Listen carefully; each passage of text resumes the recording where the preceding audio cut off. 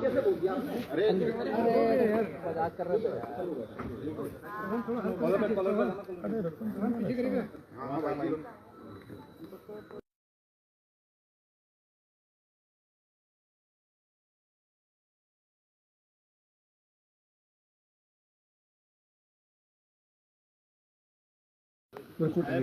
हो गया वीडियो बना लोगे छोटे छोटे वीडियो बना लोगे जी जी और मेरा काम बना रहे। सुबह मैं अपने कई रिश्तेदारों के आया हूँ, वहाँ पे श्रद्धांजलि देने के बाद मैंने कहा आपसे भी बात की जाए। और जिस प्रकार से वातावरण आज मेरे प्रदेश में बनाया गया, और मैं तो एक आंदोलनकारी रहा हूँ, मुझे बहुत कष्ट हो रहा है ये बात कहते हुए कि आंदोलनकारी को जब हम लोग कहा करते थे कि आज दो, अभी दो, उत्तराखंड राज्य दो, चाहे जो मजबूरी हो, मांग हमारी पूरी हो, तो धन्यवाद तो उस शख्स का करूँगा जिन्होंने उत्तराखंड राज्य बनाया, माननीय अटल बिहारी वाजपेयी जी का। और उनकी कृपा के बाद आज माननीय मोदी जिस प्रकार से इसको संभाल रहे हैं, उनका भी मैं धन्यवाद करूँगा। और आज हमारे जैसे व्यक्ति को साबित करना पड़ रहा है कि हमने उत्तराखंड के लिए क्या योगदान दिया। जब मैं डोएला रहता था तो आप सब जानते हैं कि उस समय जब आंदोलन ये चला, और आंदोलन में चाहे बाजार बंद करना रहा हो, चाहे ट्रैफिक जाम करना रहा हो, रेलवे जल्दी से उस टाइम उसको ट्रैफिक जाम नहीं कर सकते थे, लेकिन उसका भी किया, कॉलेज स्कूल बंद किए, जितना कुछ कर सकते थे हम लोग, रैली निकालना, ये सब करना करते रहे। और मैं संक्षेप में बोलूँ क्योंकि लंबा विषय ना हो जाए, क्योंकि आपको भी कई जगह जाना होगा। और उसके बाद मुझे वो दिन भी ध्यान है कि जब मुजफ्फरनगर को हमें जाने के लिए कहा गया, सारे लोग मुजफ्फरनगर गए। हमारे उत्तराखंड के गांधी स्वर्गीय इंद्रमणि बडोनी जी आज दुनिया में नहीं है, मैं उनको भी श्रद्धांजलि अर्पित कर रहा हूँ। हमारे उत्तराखंड के गांधी कहे जाते थे, उन्होंने आह्वान किया कि हम लोग दिल्ली जाएं। दिल्ली गया, और वहाँ पे जब ये पता चला कि मुजफ्फरनगर में घटना हुई है, और घटना भी आप जानिए कि गोलीबारी के साथ साथ हमारी मातृशक्ति के साथ कुछ घटनाएं और ख़राब हुई हैं, गलत हुई हैं, वो सुन के उस रैली के अंदर जब मैं था तो भीड़ बहुत थी, और मैं असहज हो गया, मेरे से रहा नहीं गया। तो मैंने मन बनाया कि मुझे मुजफ्फरनगर जाना चाहिए। अब आप देखिए उस टाइम रैली में तो बहुत से लोग ऐसे थे जो परिचित थे, कुछ नहीं भी थे, क्योंकि पूरे प्रदेश भर के लोग आए थे। तो मेरे परिचित एक दो मिले, मैंने उनसे कहा भी मुजफ्फरनगर में ये घटना हो गई, चलिए। हालांकि ये बातें मैंने पहले भी एक दो बार आपको शेयर की है। तो मुझे आज भी ध्यान है, आपको शायद ये भी जानकारी होगी, मैं वॉलीबॉल का राष्ट्रीय स्तर का खिलाड़ी रहा हूँ। मेरे साथ एक वॉलीबॉल खेलता था यहाँ पे लोकल स्तर पे, डबराल उसका नाम है, IDP डेरा ऋषिकेश का रहने वाला, वो मिला। मैंने उसे कहा, मैंने कहा डबराल, ऐसे डब्बू बोलते हैं प्यार में, मैंने कहा डब्बू ऐसे हो गया और वहाँ चलना है, कैसे जाएंगे? अरे मैंने देखते हैं। तो आए तो हम बस से थे, उसने मना किया, फिर एक दो और लोग मिले, उन्होंने मना किया, आखिर में मैंने निर्णय लिया कि मैं अकेला जाऊँगा। अब आप देखिए, ये बात समझने की है कि मुझे ये पता था कि वहाँ गोलियाँ चल रही है। मुझे ये पता था कि उस समय जो उत्तर प्रदेश था, उत्तर प्रदेश में माननीय मुलायम सिंह जी की सरकार थी, वो किस प्रकार से उन्होंने उत्तराखंड, आज हम उत्तराखंड बोल रहे हैं, उस टाइम तो हम पहाड़ के लोग कहा करते थे अपने आप को कि हम पहाड़ के लोगों से उन्होंने जो व्यवहार किया, और वो कुछ भी कर सकते हैं। तो भी मैं अकेला चला वहाँ से ट्रक में बैठ के, ये बात शायद किसी को ना पता हो वो समझ लें। मैं अकेला ट्रक में बैठ के चला।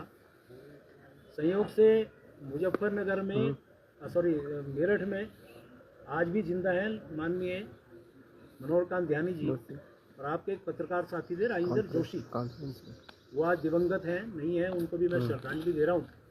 वो एक वैन में कहीं से आ रहे थे, तो मैंने कहा अभी तुम कहाँ जा रहे हो? ऋषिकेश जा रहे हैं। मैं उतरा, उसमें बैठ गया कि मुजफ्फरनगर चलना है, सारी बातें बताई। वहाँ गए, वहाँ हालात देख के मैं बहुत अंदर से हिल गया। हमारे बहुत सारे लोग पड़े थे घायल अवस्था में, पीछे से एक आवाज़ आती, प्रेम अंकल। मैंने कहा देखा तो पीछे कौन है? तो आज भी वो लड़का जिंदा है, पूछ सकते हैं।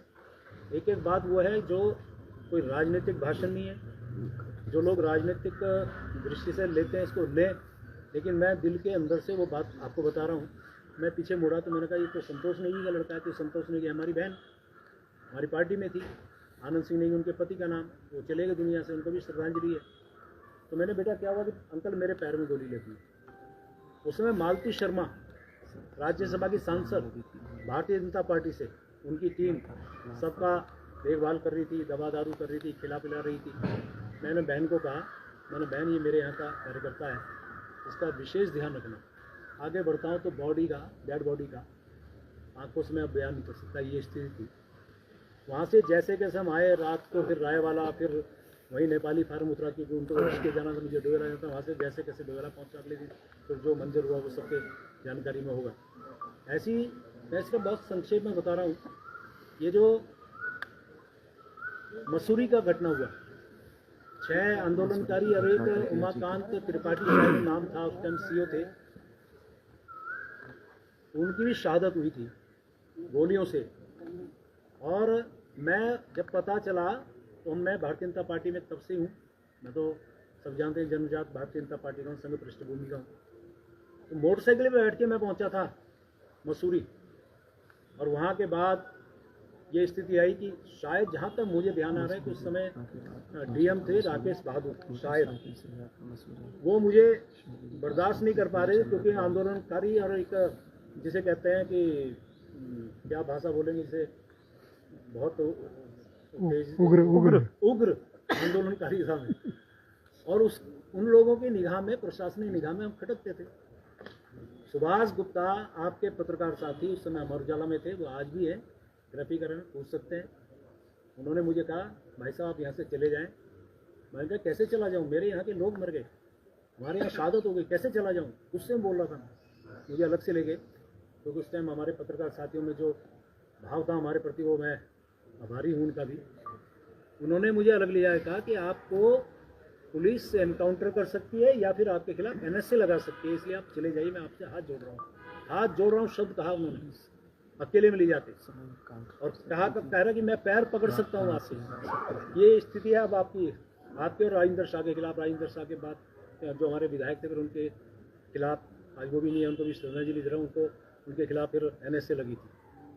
फिर वहाँ से मैं गया, खुशहाल सिंह राणा आज भी जिंदा है, उनके यहाँ रुका मैं रात को, पुलिस नीचे घूम रही, मैं उसमें बैठा हूँ। और उसके बाद मैं वहाँ से सुबह सुबह अपनी मोटरसाइकिल से भागा, देखा तो यहीं पे जो आपका कांग्रेस भवन है, यहीं से वो बॉडी मसूरी से आई। यहाँ पे लोगों ने जाम लगाया, जैसे कैसे बॉडी को जो हरिद्वार तक अंत्येष्टि उनकी होनी थी उनको भिजवाया।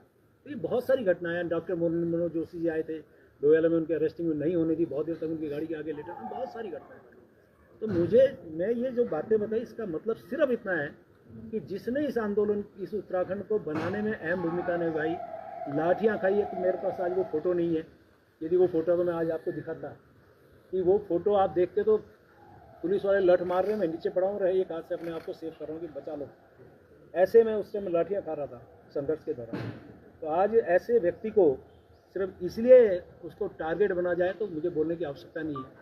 और मेरे जैसे एक आंदोलनकारी की बात को जिस प्रकार से तोड़ मरोड़ के पेश किया गया, चलिए मुझे बड़ा दुख है, मैं बहुत आहत हूँ आज कि ऐसी स्थिति में मुझे लगता है कि जिस प्रकार से माननीय धामी साहब मेरे माननीय मुख्यमंत्री हैं, उनके कुशल नेतृत्व में मेरी सरकार बहुत अच्छा काम कर रही है, प्रदेश के सर्वांगीण विकास का काम कर रही है।